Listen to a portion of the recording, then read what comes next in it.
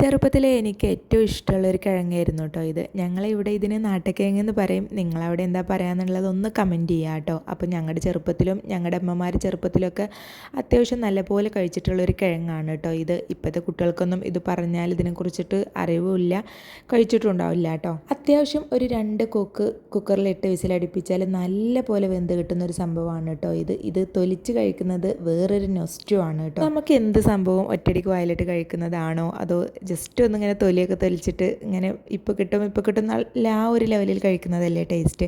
അപ്പോൾ എനിക്ക് അങ്ങനെയാണ് കേട്ടോ. എനിക്ക് ഭയങ്കര ഇഷ്ടമുള്ളൊരു സംഭവമാണിത്.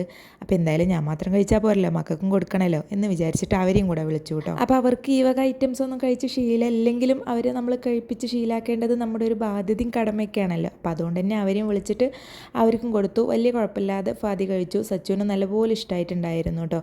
ഇതിങ്ങനെ നല്ലപോലെ വെന്തു എന്നറിയാൻ ഇങ്ങനെ വിണ്ട് നിൽക്കും കേട്ടോ. നമ്മളിങ്ങനെ കുക്കറിന്ന് അടുപ്പത്തുനിന്നൊക്കെ എടുക്കുമ്പോൾ ഇതിങ്ങനെ പൊട്ടി വിണ്ട് നിൽക്കും.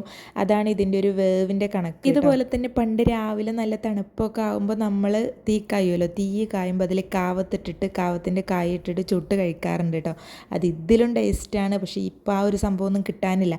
ഞാൻ മക്കളോടത്തൊക്കെ പറയാറുണ്ട് ഞങ്ങൾ അങ്ങനെയൊക്കെ രാവിലെ ചെയ്തിട്ടുണ്ടായിരുന്നു. പക്ഷേ അവർക്കൊന്ന് കാണിച്ചു കൊടുക്കാൻ പോലും ഇന്ന് അതൊന്നും നാട്ടിലില്ല.